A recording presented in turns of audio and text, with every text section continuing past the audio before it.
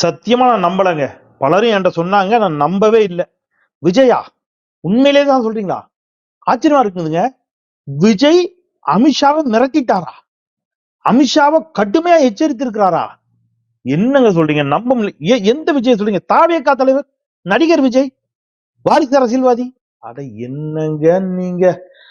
உண்மையில சத்தியமா? யார் அமித்ஷாவையுமா இல்ல மோடியும் சேர்த்தா? அமித்ஷாவை மிரட்டி இருக்காரா? எதுக்கு மிரட்டி இருக்கிறாரு? அதிமுக கூட்டணிக்காக. ஓ, அறிக்கை கொடுத்திருக்கிறாரா? அறிக்கையை கொடுத்துட்டாரா? விஜய் அறிக்கை கொடுத்திருக்கிறாரா?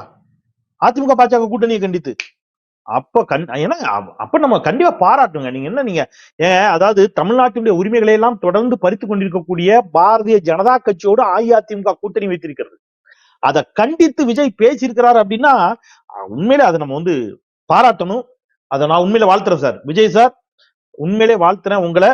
நீங்க அந்த அறிக்கை இப்ப நான் வந்து நேத்தெல்லாம் வெளியூர் பயணம், இப்ப தான் அந்த அறிக்கையை வந்து அனுப்புனாங்க. அறிக்கையை பார்த்த உடனே டக்குனு வீடியோக்குள்ள வந்துட்டேன். அந்த அறிக்கையில இருந்து ஒவ்வொரு வரியும் எடுத்து சொல்லி நான் வந்து இன்னைக்கு விஜயை வந்து நான் வந்து பாராட்ட போறேன். நீங்க அதனால வந்து நீங்க எல்லாம் இந்த முழுமையாக இந்த வீடியோவை பார்க்கும்படி அன்போடு கேட்டுக்கொண்டு நம்ம அறிக்கைக்குள்ள போலாம், வீடியோக்குள் போவோம். அனைவருக்கும் வணக்கம். இது தமிழ் கேள்வி. மீண்டும் உங்களை சந்திப்பதில் மிக்க மகிழ்ச்சி. நான் செந்தில் வேல் வீச்சு. தமிழ் கேள்வியை மறக்காம சப்ஸ்கிரைப் செய்து பாருங்கள், உங்கள் பேராதரவை தாருங்கள் என்று கேட்டு நம்ம வீடியோக்குள்ள போயிடலாம். என்னங்க, சீமானும் கொந்தளிச்சிருக்கிறாரா? கடும் எச்சரிக்கை கொடுத்திருக்கிறாரா? Super super யாயோ. என்ன இவங்களெல்லாம் நம்ம தப்பா நினைச்சிட்டோமே. இருங்க, நம்ம முதல்ல விஜய் பார்த்துட்டு நம்ம சீமானுக்கு போலாம். வெயிட் பண்ணு தம்பி. நம்ம விஜய் பார்த்துருவோம். விஜய் தமிழக வெற்றி கழகம் பிறப்புக்கும் எல்லாருக்கும் நம்ம அந்த ஸ்கிரீன்ல காட்டுப்பா அந்த அறிக்கை. விஜய் தலைவர் தமிழக வெற்றி கழகம் 12ஆம் தேதி நேத்து கொடுத்துருக்காப்ல. நேத்து நம்ம மீட்டிங் போயிட்டோம், பார்க்க முடியல, இப்பதான் பாக்குறோம். சூப்பர். என்ன போட்டுக்கிறார் அப்படின்னா, குறைந்தபட்ச அரசியல் அறத்தை கூட தொலைத்த ஒன்றியத்தை ஆளும் பிளவுவாத பாஜகவும் மாநிலத்தை ஆளும் ஊழல் மலிந்த அரசியல் கலாச்சாரத்தின் ஊற்றுக்கண் திமுகவுமா? இல்லையப்பா, அதிமுக வந்திருக்கணும். ஸ்பெல்லிங் மிஸ்டேக்கா? அறிக்கையில தப்பா போட்டாரா? சார் விஜய் சார், உங்களை நம்பி நான் பாராட்டிட்டேனா சார்? சார் என்ன bro, what bro, it's wrong ப்ரோங்க மாதிரி சார். உங்களுக்கு யாரோ தப்பு. நீங்க தயவு செய்து பனையூர்ல டிவி பாக்குறீங்களா? நியூஸ் எல்லாம் பாக்குறீங்களா இல்லையா ப்ரோ? கூட்டணி வச்சது திமுகவும் பாஜகவும் இல்ல ப்ரோ. திமுகவும் பாஜகவும் கூட்டல்ல, பாஜகவோட கூட்டணி வச்சது அதிமுக. இவர் என்ன இப்படி எழுதியிருக்கிறார்? குறைந்தபட்ச அரசியல் அறத்தை கூட தொலைத்த ஒன்றியத்தை ஆளும் பிளவுவாத பாஜகவும் மாநிலத்தை ஆளும் ஊழல் மலிந்த அரசியல் கலாச்சாரத்தின் ஊற்றுக்கண் திமுகவும் வெளியில்தான் கொள்கை பகையாளிகள், ஆனால் நாம் ஏற்கனவே சொன்னது போல் உள்ளுக்குள் மறைமுக உறவுக்காரர்களே அப்படிங்கிறார். எதுக்கு இவர் திமுக வந்து இப்ப திட்டிருக்காருன்னு புரியலையே. கூட்டணி வச்சது அதிமுகவும் பாஜகவும். அப்பா என் தம்பி, நீ அறிக்கை நீயும் படிக்கல, நானும் டக்குனு வர நம்பி நான் பாராட்டி பேச ஆரம்பிச்ச தம்பி, நீயா எனக்கு சொல்லிருக்க கூடாதா? உள்ளுக்குள்ள ஏதாவது கண்டிச்சிருப்பாரா? உள்ளுக்குள்ள என்ன கண்டிச்சிருக்காருன்னு தெரியலையே. திமுகவை மறைமுக கூட்டாளியாக ஏற்கனவே தயார் செய்துவிட்ட நிலையில் தன்னுடைய பழைய பங்காளியான வருது அஇஅதிமுகவை பகிரங்க கூட்டாளியாக பாஜக மீண்டும் கைப்பிடித்துள்ளது. அதுல ஆச்சரியம் இல்லையா? இவருக்கு ஆச்சரியம் இல்ல போல இருக்கு. இப்ப என்ன சொல்றாரு? இதனால 2026 சட்டமன்ற தேர்தலில் நாங்கள் தான் திமுகவுக்கு எதிரான ஒரே அணி என்று பாஜக சொல்லும். ஓ, ஓகே ஓகே. அடப்புவாங்க சார். நான் உங்க அறிக்கையை நம்பி வீடியோக்கு பவுடர் எல்லாம் போட்டு வந்து உட்கார்ந்தா நீங்க வந்து ரைட்டு சார். தம்பி அந்த இது எடுங்க. இப்ப கேஸ் சிலிண்டர் விலை 50 ரூபாய் உயர்த்தினாங்க. அதுக்கு அமித்ஷா கடுமையா கண்டிச்சிருப்பாரு விஜய். கேஸ் சிலிண்டர் விலை உயர்வுக்கு ஒன்றிய அரசு கண்டிச்சிருக்காருல? கண்டிக்கலையா? அதுக்கு யார கண்டிச்சாரு? திமுகவையா? என்னையா சொல்ற? குறைஞ்சபட்ச அறிவு இருக்கிறவங்க கூட அப்படி பண்ண மாட்டாயா? விஜய் அப்படி பண்ணிருக்கிற வாய்ப்பு இல்ல. அறிவு இருக்கிறவனும் அப்படி பண்ண மாட்டாங்க. அப்புறம் நீ என்ன திருப்பி விஜய் அப்படிதான் பண்ணாருன்னா என்ன அர்த்தம் அதுக்கு? இல்லையா? விலைய சிலிண்டர் விலையை ஏத்துனது யாரு? பாஜக அரசு. அதுக்கு திமுக கண்டிக்கிறாரா? என்ன எல்லாமே ராங் ப்ரோவாவே இருக்க. ஒன்னும் சரியில்லையே. இருங்க, அந்த அறிக்கையில மீதி ஏதோ இருக்கு, ஏதாவது இருக்குங்க. நம்ம அவநம்பிக்கையோட அணுகக்கூடாது. நம்ம வந்து கண்டிப்பா நம்பிக்கை வைப்போம். நம்ம விஜய் மீது நம்பிக்கை வச்சு நம்ம வந்து பார்க்கலாம். என்ன சொல்லியிருக்காரு? தங்களை ஏமாற்றி வந்தவர்கள் யார்? தங்களுக்கு என்று உண்மையாக உழைப்பவர்கள் யார்? அதாவது திமுகவுக்கும் பாஜகவுக்கும் சண்டை இல்லையா, திமுகவுக்கும் தாவேகாவுக்கும் தான் சண்டையா. திமுக மக்கள் நம்ப மாட்டாங்களாம். தங்களுடன் உண்மையான உணர்வுடன் நிற்பவர்கள் யார்? தங்கள் வீட்டு பிள்ளைகள் யார்? தங்களுக்கான உண்மையான மக்களாட்சியை தந்தவர்கள் யார்? அப்படிங்கறதெல்லாம் மக்கள் புரிஞ்சுப்பாங்க எல்லாம் போட்டிருக்காரு. தங்களை ஏமாற்றி வந்தவர்கள் யார்? சிறுபான்மை மக்களை சொல்றாரு. தங்களுக்கு என்று உண்மையாக உழைத்தவர்கள் யார்? யார சொல்றாரு? சிஏஏ சட்டத்தை ஆதரித்தது வாக்களித்தது அஇஅதிமுக. அதிமுகவை ஐயா கண்டிக்கல, விஜய் கண்டிக்கல. சிஏஏவை எதிர்த்து வாக்களித்த திமுகவை கண்டிக்கிறாரு. எனக்கு புரியலையே. ஒருவேளை எல்லாரும் சொல்ற மாதிரி கிறிஸ்டின் முஸ்லீம் வாக்கை பிரித்து பாஜகவுக்காகத்தான் வந்திருக்கிறாரோ? லைட்டா டவுட் வருது இல்ல? உங்களுக்கு வருதா? ஏன்னா எனக்கு இதை படிக்கிற வரைக்கும் வரல, இப்ப லேசா வருது. ஏன்னா என்ன சொல்றாப்புலன்னா, தங்களை ஏமாற்றி வந்தவர்கள் யாருங்கிறாரு. பிஜேபியை கண்டிக்க தவறியவர்கள் யார்? மறைமுக கூட்டு அப்படிலாம் சொல்றாரு. எதை மறைமுக கூட்டுங்கிறாரு? ஒருவேளை ராமர் கோயில், பாபர் மசூதி இடிக்கப்பட்ட அதே இடத்தில் ராமர் கோயில் கட்ட வேண்டும் என்று சொன்னவர் ஜெயலலிதா. அந்த இடத்துல கெட்டக்கூடாதுன்னு சொன்னது திமுக. இப்போ வரைக்கும் சொல்லிக்கிட்டு இருக்கு. ஆனா திமுக தான் இவர் திட்டுறாரு. சிஏஏவை திமுக எதிர்க்குது. இஸ்லாமியர்களுக்கு உள்ளிட ஒதுக்கீடு கொண்டு வந்தது திமுக தான். யார சொல்றாருன்னே தெரியல. அவரு பாஜக எதை மறைமுக கூட்டு, காஷ்மீருக்கான சிறப்பு அந்தஸ்து அதை கூட திமுக தாங்க காப்பாத்தி கொடுத்துச்சு. காஷ்மீருக்கான சிறப்பு அந்தஸ்து நீக்க கூடாது அப்படின்னு சண்டை போட்டாங்க. பொது சிவில் சட்டத்துக்கு எதிராக சண்டை போட்டிருக்கிறாங்க. வேற என்னவா இருக்கும்? இப்ப இஸ்லாமிய சிறைவாசிகள் விடுதலை சாத்தியப்படுத்தி காட்டியிருக்காங்க. உருது பேசும் இஸ்லாமியர்களுக்கு இடஒதுக்கீடு கொடுத்திருக்காங்க. இப்ப பாருங்க, ஹஜ் பயணம் போகிறவர்களுக்கு இந்த அரசு அவர்களுக்கான தங்கும் விடுதியை விமான நிலையத்துக்கு பக்கத்திலே ஏற்பாடு பண்ணி கொடுக்குது. ஆமா, சனாதன அப்படி பார்த்தா கூட சனாதன எதிர்ப்பை கடுமையாக எதிர்த்தவர் கலைஞர். அதுக்காக அவருடைய தலைக்கு விளை வைத்தது பாஜகவுடைய ஆதரவு கூட்டம் இல்லையா, அந்த சாமியார்கள் சங்கிகள். இப்ப உதயநிதிக்கு கூட விளை வச்சாங்களே தலைக்கு. அப்புறம் எதை இவர் மறைமுக கூட்டுன்னு சொல்றாருன்னு தெரியல. பாஜகவோட என்ன இருந்துச்சு? திமுகவை பாஜக கழுவி ஊத்துது. திமுக பாஜகவை கடுமையா எதிர்க்குது, சனாதனத்தை எதிர்க்குது. என்ன சொல்றாரு? ஆனா இவர் அதிமுகவை ஆதரிச்சுட்டு இவர் திமுகவை கண்டிக்கிறாரு. விஜய் ஆதரிச்சுட்டா என்ன, லேசா அப்படி கண்டிக்கிற மாதிரி கண்டிக்கிறாரு. எனக்கு ஒண்ணும் விளங்கலங்க. உங்களுக்கு ஏதாவது புரியுதா? இதெல்லாம் கேட்டா நம்ம திட்டுவானுங்க. இது எவனுக்கும் பதில் சொல்றதுக்கு வக்கு இல்ல, வகை இல்ல, திறம்பு இல்ல, திராணி இல்ல. நீங்க கொஞ்சம் யோசிச்சு பாருங்களேன். திமுக எந்த இடத்திலாவது கட்டாய மதமாற்ற தடை சட்டம் கொண்டு வந்தது யாரு? ஜெயலலிதா. அந்த ஜெயலலிதாவை ஆதரித்தவர் யார்? யாரு? விஜய். இந்த விஜய் தான், இதே விஜய் தான். எந்த ஜெயலலிதாவை? மதமாற்ற தடை சட்டம் கொண்டு வந்த ஜெயலலிதாவை ஆதரித்தார் விஜய். மதமாற்ற தடை சட்டத்தை கடுமையாக எதிர்த்தது யாரு? திமுக. ஆனா இவர் திமுகவை பாஜகவோட மறைமுக உறவுங்கிறாரு. இது எல்லாத்தையும் பண்ண அதிமுகவையும் பாஜகவையும் ஒண்ணுமே கேட்க மாட்டேங்கிறாரு. எனக்கு ஒன்னும் புரியலைங்க. எனக்கு உண்மையிலே இவரை வச்சுட்டு இவர் அரசியல் தான் பண்றாரா? யாரு எழுதி கொடுக்குறா இவருக்கு? தப்பு தப்பா எழுதி கொடுக்குறாங்கல்ல. சரி இருக்கட்டும், அது ஒரு பக்கம். இப்ப இந்த கூட்டணி எல்லாம் செட் ஆயிடுச்சு. இப்ப அண்ணாமலை யாரோ எனக்கு தெரிஞ்சு ஜோசியக்காரன் சொல்லி இருக்கிறான், சவுக்கால அடிச்சுக்கணும் வாசல்ல நின்று. அதுக்கு ஒரு டிராமா போட்டு சவுக்கால அடிச்சாரு. ஒரு 2-3 மாசத்துக்கு செருப்பு போட்டு நடக்கக்கூடாது, ஒரு மண்டலம் 2 மண்டலத்துக்குன்னு எவனோ சொல்லியிருக்கிறான். அதை கேட்டு ஐயா செருப்பு போடாம நடந்தாரு. இப்ப நேத்து செருப்பும் போட்டுக்கிட்டாரு. இதெல்லாம் மக்களை ஏமாத்துற வேலை. அது இருக்கட்டும். இப்ப இந்த கூட்டணி அமைந்திருக்கிறது. நியாயமா விஜய் என்ன கேட்கணும்? நீங்க சொல்லுங்க மக்களே, நியாயமா விஜய் என்ன கேட்கணும்? அஇஅதிமுகவை பார்த்து, ஐயா ரைட்டு, திமுகவும் காங்கிரசும் கூட்டணி வச்சிருந்தாங்க, வைத்திருந்த காலத்துல நீட் தமிழ்நாட்டிற்குள்ள வரல. அப்ப திமுகவும் ஒன்றியத்தில் காங்கிரஸ் ஆட்சி செய்த போது தமிழ்நாட்டுல நீட் இல்ல. மாநிலத்தில் திமுக ஆட்சி செய்த போதும் தமிழ்நாட்டில் நீட் இல்ல. எப்ப நீட் வருது? ஒன்றியத்தில் பாஜக ஆளுகின்ற பொழுது, மாநிலத்தில் அஇஅதிமுக ஆளுகின்ற பொழுது உள்ளுக்குள்ள நீட் வருது. இப்ப இதுக்கு யார திட்டணும்? திமுக தான் திட்டணும்.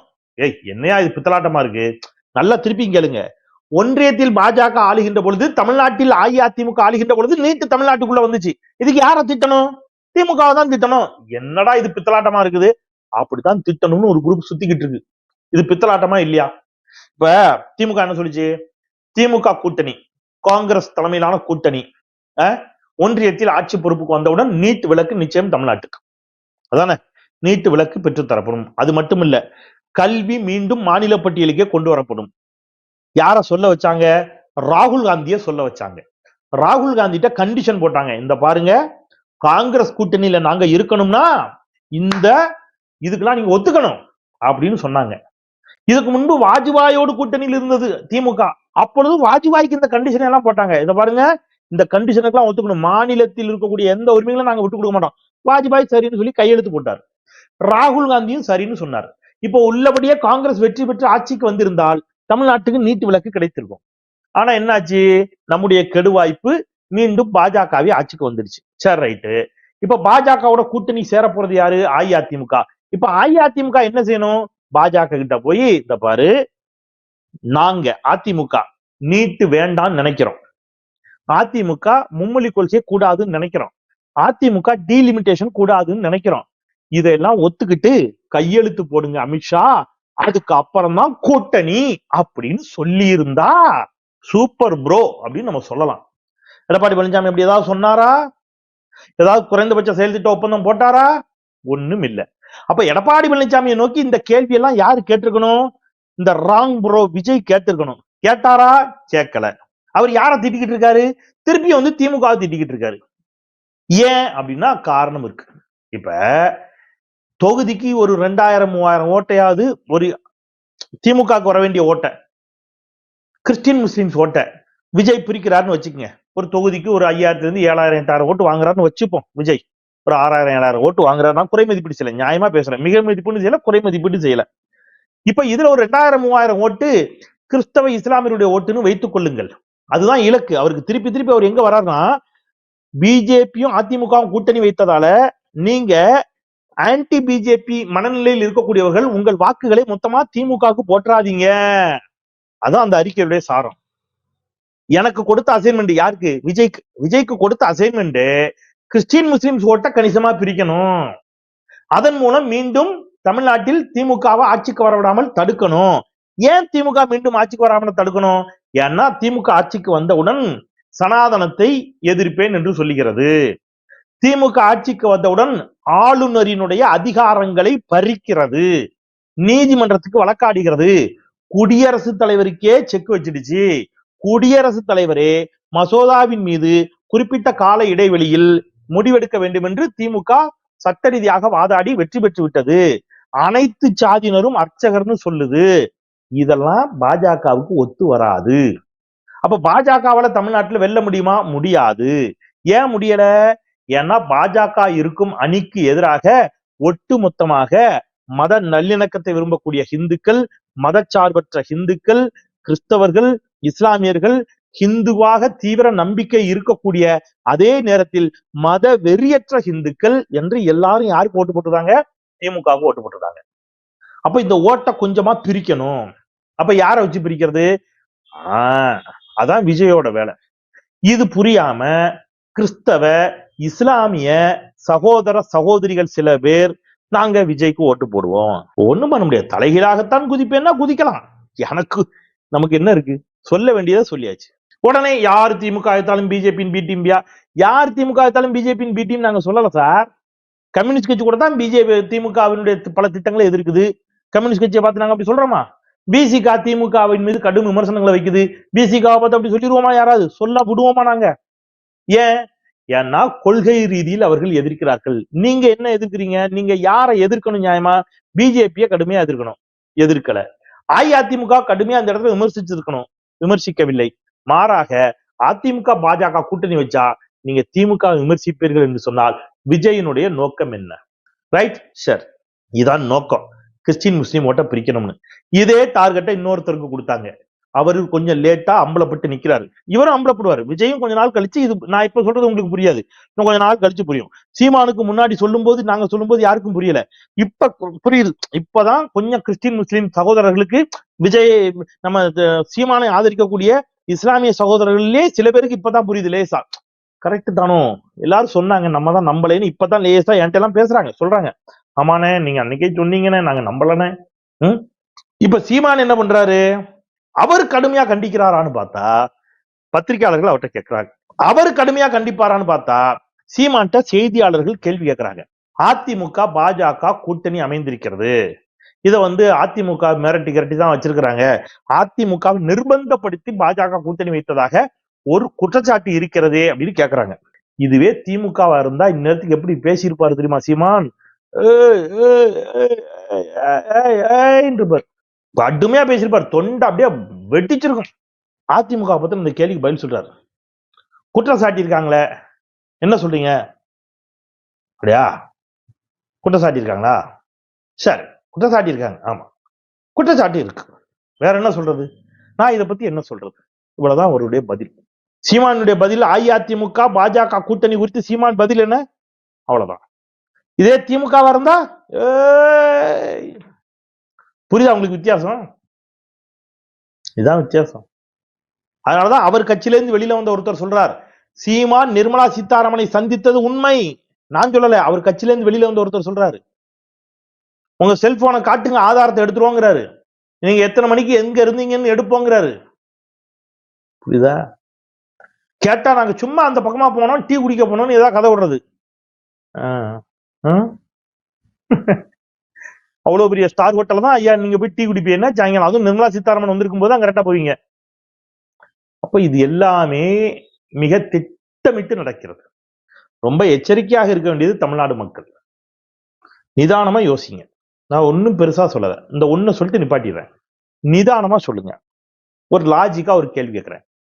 ஒரு ஊர்ல இப்ப ஒரு கடை தெரு பஜார்ல திடீர்னு ஒரு கலவரம், சட்டு புட்டுன்னு அடிக்காம ஒரு ரோட்ல வச்சு ஒருத்தன் வெட்டிட்டான்னு வைங்க. அடுத்த நிமிஷம் என்ன ஆகும்? முதல்ல என்ன நடக்கும்? கடன்னு எல்லா கடையும் அடைப்பாங்களா? அடைச்சிருவாங்க. இதுவே கொஞ்சம் பெருசா ஆயிப்போச்சு, ஒரு 4-5 பேரை வெட்டுறான், இந்த பக்கத்துல இருந்து 4-5 பேரை வெட்டுறான், ஒரு கலவரம் மாதிரி ஆயிப்போச்சு. ஒரு 2-3 நாளைக்கு அந்த பகுதியில கடை திறக்க மாட்டாங்களா? ரொம்ப இயல்பு. வணிகம் பாதிக்கப்படும். பாதிக்கப்படுமா? முதல்ல அடி வாங்குறது எது? பொருளாதாரம். வணிகம் பாதிக்கப்படும். ரைட். சட்டம் ஒழுங்கு பாதிக்கப்படுகிறது என்று சொன்னால் முதலில் பாதிக்கப்படுவது எதுதான்? பொருளாதாரம் தான். முதல்ல பாதிக்கப்பட போறது வியாபாரம். ஆனா தமிழ்நாடு இதுவரை இல்லாத, வரலாற்றில் இல்லாத அளவிற்கு கடந்த நிதியாண்டில் 9.69 விழுக்காடு பொருளாதார வளர்ச்சியை எட்டி இருக்கிறது என்று ஒன்றிய பாஜக அரசு தான் சொல்லுது. நம்ம சொல்லல, பாஜக கொடுக்கிற ரிப்போர்ட். அப்ப நான் என்ன கேட்கிறேன், அப்ப தமிழ்நாட்டினுடைய பொருளாதார வளர்ச்சி 9.69 விழுக்காடாக இருக்கிறது என்று சொன்னாலே என்ன அர்த்தம்னா, தமிழ்நாட்டில் சட்டம் ஒழுங்கு சீராக இருக்கிறது. நிச்சயமா அங்க ஒண்ணு இங்க ஒண்ணுமா கொலைகள் நடக்குதா? எஸ், நடக்கும். அது யார் ஆட்சியில இருந்தாலும் தனிப்பட்ட கிரைம்ஸ் நடக்கும். ஆனா இந்தியாவிலேயே தமிழ்நாடு அப்படியே ஒண்ணும் பெரிய அளவுல சட்டம் ஒழுங்கே சீர்குலைஞ்சு போயிருக்குன்னு இவங்க சொல்றாங்களா? அப்படி இருந்துச்சுன்னா தொழில் எப்படி நடக்கும்? தொழில் வளராம எப்படி பொருளாதாரம் வளரும்? இப்ப தமிழ்நாட்டுடைய பொருளாதாரம் வளர்ச்சி அடைந்திருக்கிறது என்று சொன்னாலே தமிழ்நாட்டில் சட்டம் ஒழுங்கு சீராக இருக்கிறது, அமைதி நிலவுகிறது, அதனாலதான் வளர்ச்சி இருக்கிறது. இதான பிராக்டிகல், இதான உண்மை, ஃபேக்ட். அப்போ தொடர்ச்சியா என்ன செய்யறாங்கன்னா தமிழ்நாடு வளர்ச்சி அடைகிறது. இப்ப நீங்க செய்ய வேண்டியது, நீங்க நிதானமா யோசிச்சு பாருங்க. தமிழ்நாடு வளர்ச்சி அடைந்திருக்கிறதா? ஆம், வளர்ந்து இருக்கிறது. தமிழ்நாட்டில் வட மாநிலங்களைப் போல கலவரம் இல்லாமல் இருக்கிறதா? ஆம். தமிழ்நாட்டில் பெண்கள் பாதுகாப்பாக இருக்கிறார்களா? ஆம். எஸ், அங்கொன்றும் இங்கொன்றுமாக ஒரு சில கிரைம்ஸ் நடக்கிறது. நான் திருப்பி சொல்றேன், இது எல்லா ஸ்டேட்லயும் நடக்கும், எல்லா ஆட்சி காலத்திலும் நடந்திருக்கு. ஆனால் பெண்கள் வெளியிலேயே வர முடியல, அப்படி இருக்கா? அப்படிலாம் இல்ல. சரி, அப்ப தமிழ்நாடு வளர்ந்து இருக்கிறது, பெண்கள் பாதுகாப்பாக இருக்கிறார்கள். சரி, நலத்திட்டங்கள் வந்திருக்கா? ஆமா, வந்திருக்கு. என்னெல்லாம் வந்திருக்குது? நான் பல முறை சொன்னதுதான், புதுசா சொல்ல வேண்டியதில்லை. மகளிர் உரிமை தொகை, புதுமை பெண், தமிழ் புதல்வன், எல்லாமே ரைட், ஓகே. புதிய நூலகங்கள் பிரம்மாண்டமாக கட்டி எழுப்பியிருக்கிறார்கள். புதிய மருத்துவமனை, பிரம்மாண்டமான மருத்துவமனை கட்டி எழுப்பியிருக்கிறார்கள். மெட்ரோ திட்டம் பல மாவட்டங்களுக்கும் விரிவுபடுத்தப்படுகிறது. டைடல் பார்க் பல மாவட்டங்களுக்கும் டைடல் பார்க்க கொண்டு வந்திருக்கிறாங்க. என்ன செய்யணும்? நிதானமா யோசிங்க. அதெல்லாம் கிடையாது. ஏன் எதுக்குன்னே தெரியாம கட்டி எழுப்பப்பட்ட ஒரு வெறுப்பு. அப்படி அந்த வெறுப்பின் மீது நின்று நீங்கள் ஏன் எதுக்குன்னே தெரியாம திமுகவுக்கு எதிராக நான் வாக்களிப்பேன் என்று சொன்னால் அது உங்கள் தலையில் நீங்கள் கொல்லிக்கட்டை வச்சு சொரிஞ்சு கொள்வதற்கு சமம். யானை தான் தலையில தானே மண்ணை வாரி போட்டுக் கொள்வதற்கு சமம். புரிந்து கொண்டு, தெரிந்து கொண்டு, இந்த கபட வேடதாரிகள், பாஜகவை கண்டிக்க தயங்கக்கூடியவர்கள், அஇஅதிமுகவை கண்டிக்க தயங்கக்கூடியவர்களை புறந்தள்ளி நிதானமா சிந்திக்க பழகுங்கள். குறிப்பாக இஸ்லாமிய கிறிஸ்தவ சகோதர சகோதரிகளே, கொஞ்சம் ஏமாந்தீங்கன்னாலும் மணிப்பூரை மனதில் வைத்துக் கொள்ளுங்கள். என்ன ஆட்சி அப்படிங்கிறத, குஜராத் கலவரத்தை மறந்துவிட முடியாது. பாஜகவிற்கு துளி இடம் கொடுத்தாலும், உணர்ச்சி வயப்பட்டு கோபப்பட்டு துளி இடம் கொடுத்தாலும், அதன் பிறகு பாஜக என்ற ஒரு விஷ விருட்சத்தை இந்த மண்ணிலிருந்து அப்புறப்படுத்துவது மிக மிக கடினம் என்பதை மறந்து விடாதீர்கள் என்று சொல்லி, மீண்டும் ஒரு முறை தமிழ் கேள்விக்கு உங்கள் ஆதரவை தாருங்கள் என்று கேட்டு விடைபெறுகின்றேன். குரலற்றவர்களின் குரலாய் நான் செந்தில். நன்றி.